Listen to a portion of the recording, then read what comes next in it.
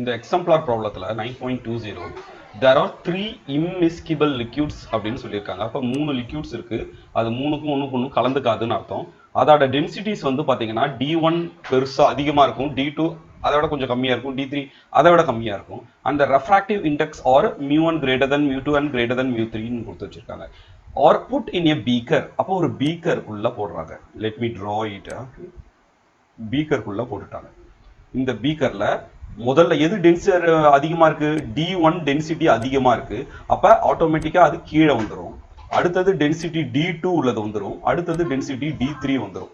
இதுதான் வந்திருக்கு, ரைட்? இதோட density D1 which is higher is in the bottom. Okay, அதிக டென்சிட்டி இருக்கிறதுனால அது கீழே இருக்கு. அதுக்கு அடுத்தது D2, அடுத்தது இது மூணுமே கலந்துக்காது, ஒன்றுக்கு ஒன்று மிக்ஸ் ஆகாது அப்படின்னு சொல்லிட்டாங்க. ஏன்னா immiscible liquids. அதோட ரெஃப்ராக்டிவ் இண்டெக்ஸ் வந்து எப்படி இருக்குன்னா μ1 μ2 and μ3. இந்த ரெஃப்ராக்டிவ் இண்டெக்ஸ் வந்து μ1, இதோட ரெஃப்ராக்டிவ் இண்டெக்ஸ் ரொம்ப ரொம்ப அதிகம், போக போக கம்மியாக்கிட்டே போகும் ரெண்டு மீடியத்துக்கும். Are kept in a beaker, the height of the each liquid column, இந்த ஒரு height of the each liquid column is given by h by 3. the height of the each liquid column is h by 3 ன்னு கொடுத்துட்டாங்க. இதெல்லாம் ஒரே equal distance தான், நான் வரையும் போது அப்படி வரைஞ்சிருக்கேன். Okay, a dot is made at the bottom of the beaker. அப்படின்னா என்ன அர்த்தம்? இந்த ஒரு டிரான்ஸ்பேரண்ட் பீக்கர்ல நான் இந்த இடத்துல ஒரு டாட் வைக்கிறேன். I am going to place a dot here. For a near normal vision, find the apparent depth of the dot. அதாவது இதை நான் இங்க ஒரு கண்ணு மூலமா நான் இங்க ஒரு ஐ வைக்கிறேன்னு வச்சுக்கோங்க. ஓகே, நான் இங்க இருந்து பார்க்கும்போது இந்த இது வந்து பார்த்தோன்னா இந்த ஒரிஜினல் ஆப்ஜெக்ட் எங்க இருக்கும் அப்படின்னு கேட்குறாங்க. நம்ம ஏற்கனவே நம்ம புக்ல இருக்க ப்ராப்ளம் என்ன ப்ராப்ளம் அப்படின்னா, ஒரு சாதாரணமாக ஒரு பீக்கர் மட்டும் இருக்கும். அந்த பீக்கர்ல தண்ணி இருக்கு அப்படின்னா ஒரு காயின் இங்க போட்டுட்டோம் அப்படின்னா அந்த காயினோட ஒரிஜினல் ஹைட் வந்து பார்த்தீங்கன்னா ரியல் ஹைட்டுன்னு சொல்லியிருப்போம். அந்த இது ஆனால் நம்ம பார்க்குற கண்ணுக்கு எப்படி தெரியும்னா அது கொஞ்சம் எலிவேட் ஆன மாதிரி தெரியும் அப்படின்றத படித்தோம். அந்த ஹைட்டை நம்ம என்னன்னு சொல்லுவோம்னா அப்பேரண்ட் ஹைட்டுன்னு சொல்லியிருப்போம். அப்போ இதோட ரெஃப்ராக்டிவ் இண்டெக்ஸ் வந்து பார்த்தீங்கன்னா இது சப்போஸ் 1 இது 2 அப்படின்னு வச்சுக்கோங்களேன். தென் த ரெஃப்ராக்டிவ் இண்டெக்ஸ் எப்படி கொடுத்துருப்பாங்க, இந்த ஃபார்முலா எப்படி கொடுத்துருப்பாங்கன்னா மியூ த ரெஃப்ராக்டிவ் இண்டெக்ஸ் 1ல இருந்து 2க்கு போகுது, அதனால 1 2 2 which is written as a μ1 by μ2 is equal to the real depth by apparent depth. இந்த ஃபார்முலாவை வச்சு தான் நம்ம இந்த ப்ராப்ளமே போட போறோம். ஓகே, இது ஃபார் 1, இதுக்கு இப்போ 3க்கு இருக்கு. அப்போ 3க்கு எப்படி போட போறோம், அதுதான் நம்ம இந்த ப்ராப்ளத்துல இருக்கிற கஷ்டமே. ஓகே, சரி. இப்போ நாங்க என்ன பண்றோம்னா இந்த மீடியம் 1க்கு இது வந்து பாத்தீங்கன்னா ஒரு மீடியம், இது ரெண்டாவது மீடியம், இது மூணாவது மீடியம். இந்த மீடியம் 1ல இந்த ஆப்ஜெக்டோட இமேஜ் எங்க ஃபார்ம் ஆகும்னா இந்த இடத்துல ஃபார்ம் ஆகும்னு வச்சுக்கோங்க. சே ஃபார் எக்ஸாம்பிள் எனக்கு கொஞ்சம் எலிவேட் ஆயிருக்கும்ல, எஸ் I1 இந்த இடத்துல இருந்து நான் பாக்குறேன், அதாவது இந்த இடத்துல இருந்து நான் கண்ணு வச்சு நான் பாக்குறேன் அப்படின்னா I'm seeing from here அப்படின்னா then the object வந்து இப்படி வந்து இப்படி உள்ள போகுது. ஆப்ஜெக்ட் வந்து கண்ணுக்கு இந்த பக்கம் போகுது. அப்ப இமேஜ் என் கண்ணுக்கு இத மாதிரி தெரிய ஆரம்பிக்குது. then இதோட டிஸ்டன்ஸ் வந்து பாத்தீங்கன்னா என்னது apparent height which we are taking it as x1. now இப்போ x1 ஓட வேல்யூ என்ன, இந்த ஃபார்முலாவை யூஸ் பண்ணுங்க. இதோட மீடியம் எந்த மீடியத்துல இருந்து எந்த மீடியம் வருது, mu first medium to second medium. அப்ப நான் என்ன பண்ண போறேன், mu first medium to the second medium. I am writing it as μ1 by μ2 equal to real depth by apparent depth. real depth இங்க என்ன இருக்கு, ஒரிஜினலா real depth என்னன்னா h by 3 by apparent depth என்ன வருவாங்க, x1 வரும். then we can write in simple terms x1 is equal to, இது ரெண்டுத்தையும் cross multiply பண்ணுங்க. அப்ப எனக்கு என்ன வரும், μ2h by 3μ1 ன்னு வரும். இது இதுக்கு பார்த்தாச்சு, ரைட்டா? இப்ப ரெண்டாவது, இப்ப நான் இந்த இமேஜ் I1 ன்னு இருக்குல்ல, இந்த இமேஜ் என்ன ஆகும், இந்த ரெண்டாவது மீடியத்துக்கு ஆப்ஜெக்டா மாறி இதுல ஒரு இமேஜ் ஃபார்ம் ஆகும், அது ஒரு ஹைட்ல ஃபார்ம் ஆகும், இமேஜ் 2.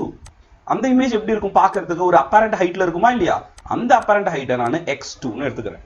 then for this எப்படி எழுதுவோம், ரெஃப்ராக்டிவ் லைட் எங்க இருந்து பாஸ் ஆகி வருது, இங்க தான் ஆப்ஜெக்டா இருக்கு, இந்த மீடியம் இருக்கு. அப்ப இந்த ரெண்டு மீடியத்துக்கும் நான் பார்க்க போறேன். சோ மியூ கண்ணு எங்க இருக்குன்னா இந்த இடத்துல இப்ப இருக்கு கண், ரைட்? அப்போ இந்த கண்ணு இங்கே இருக்கும்போது நம்ம இங்கே தான் பார்க்குறோன்னு அர்த்தம். பார்க்கும்போது இமேஜ் என் கண்ணுக்கு இந்த இடத்துல தெரியுது. ஸோ நம்ம எந்த மீடியத்துக்கும் எந்த மீடியம் கம்பேர் பண்ணுறோம்? மீடியம் 3யும் மீடியம் 2யும் கம்பேர் பண்ணுறோம். கம்பேர் பண்ணும்போது லைட் எங்கேருந்து வருது? மீடியம் 2லேருந்து 3க்கு போகுது. ஸோ மீடியம் 2லேருந்து 3க்கு போகும்போது நம்ம ரெஃப்ராக்டிவ் இண்டெக்ஸ் எப்படி எழுதலாம்? μ2/μ3 that is equal to real depth. Real depth என்னது? ஏற்கனவே ஒரு h/3 இருக்கு, இதாட h/3, அது கூட ஏற்கனவே கண்டுபிடிச்ச x1. So it will be h/3 plus x1 வரும், டிவைடட் பை இங்க அப்பரண்ட் டெப்த் என்னன்னா x2. நம்ம ஏற்கனவே x1 வேல்யூ கண்டுபிடிச்சிட்டோமா? நம்ம அப்ப x2 கண்டுபிடிக்கலாமா? x2 is equal to இந்த μ3 மேல போயிடும், இந்த μ3 மேல போயிடும். அப்ப என்ன வரும்னா we can write as μ3 into h/3 plus x1 ஓட வேல்யூ என்னது? நம்ம ஏற்கனவே கண்டுபிடிச்சிருக்கோம், μ2 h/μ1 into 3 அப்படின்னு கண்டுபிடிச்சு வச்சிருக்கோம், டிவைடட் பை இந்த μ2 கீழே வந்துரும், ஏன்னா x2 எடுத்துக்கிட்டு போயிட்டோம். then x2 is equal to h/3 நான் காமனா வெளியே எடுத்துடுறேன். காமனா வெளியே எடுத்துட்டா இங்க μ2 இருக்கும், இங்க μ3 நான் உள்ள மல்டிப்ளை பண்றேன். then I will get μ3 plus μ3 by μ1 வரும், ரைட்? ஓகே, இது அதுக்கப்புறம் சிம்பிளிஃபை பண்ணா நம்மளுக்கு என்ன வரும்னா எல்சிஎம், இதர எல்சிஎம் எடுக்கலாமா? அப்ப h/3 into μ1 μ3 plus μ2 μ3 whole divided by μ1 μ2 அப்படின்னு வரும். ஒவ்வொரு ஈக்குவேஷனையும் நான் ஸ்ப்ளிட் பண்றேன், இது இந்த ஃபிராக்ஷன் நான் ஸ்ப்ளிட் பண்றேன். ஸ்ப்ளிட் பண்ணனா μ1 கேன்சல் ஆயிட்டு I will get μ3 by μ2 plus இந்த μ2 கேன்சல் ஆயிட்டு μ3 by μ1 ன்னு வரும். Okay, that will be your x2. okay, x2 in terms of the known values வந்துருச்சா? வந்துருச்சு. இப்ப தேர்ட் பாயிண்ட் எங்க இருக்குன்னா, இந்த இமேஜ் 2 வந்து பாத்தீங்கன்னா இந்த கண்ணு வருதுக்குள்ள, இங்க இருந்து பார்த்தா, அதாவது ஏர் மீடியத்துல இருந்து நான் பார்த்தேன் அப்படின்னா அந்த இமேஜ், இந்த ஆப்ஜெக்ட் வந்து பாத்தீங்கன்னா இங்க இமேஜா ஃபார்ம் ஆகி i3 ஃபார்ம் ஆயிருக்கும். அந்த i3 எவ்வளவு டிஸ்டன்ஸ்ல ஃபார்ம் ஆயிருக்கும்னா x3 நம்ம எடுத்துப்போம். then we need to find x3. அப்ப இந்த ஆப்ஜெக்ட்டும் இப்ப எந்த ரெண்டு மீடியம் பார்க்க போறோம்னா we are going to take medium 3 and medium 2 ரெண்டுத்தையும் ரெஃபர் பண்ணி தான் ரியல் இமேஜ் அப்பரண்ட் ஹைட்டை பார்க்க போறோம். அப்ப அந்த பாயிண்ட்ல இருந்து கம்பேர் பண்ணா, இந்த தேர்ட் பாயிண்ட்ல இருந்து கம்பேர், அப்ப எங்க இருந்து லைட் ஃபார்ம் ஆகுது? இந்த ஆப்ஜெக்ட் வந்து 2ல இருக்கு, 2ல இருந்து 3க்கு பார்க்கும்போது இந்த இமேஜ் இங்க இருக்கிறதா என் கண்ணுக்கு தெரியுது. அப்ப அதை நம்ம போடுவோம். அப்ப என்ன எழுதலாம்? மீடியம், எந்த மீடியத்துல இருந்து எந்த மீடியம் போகுது? மீடியம் போனது 2 through 3, இந்த மீடியம் வந்து பாத்தீங்கன்னா ஏர் மீடியம். அப்ப தேர்ட் மீடியம்ல இருந்து இந்த மீடியமுக்கு போகுது. then we are going to compare this medium, air medium, to with the D3 third medium. then we can say that it is from third medium to air medium, which is equal to μ3 by mu air, which is equal to the real depth. real depth எவ்வளோனா x2 ஏற்கனவே கண்டுபிடிச்சிட்டோம் நம்ம, x2 h plus இந்த புது medium சேர்ந்திருக்கல h/3 plus x2 divided by என்ன apparent depth. Apparent depth எவ்வளோ? நார்மலா it will be x3. இப்ப x3 தான் கண்டுபிடிக்க போறோம். for air refractive index எவ்வளோன்னு எடுத்துக்கலாம் நம்ம. we can take the refractive index as 1.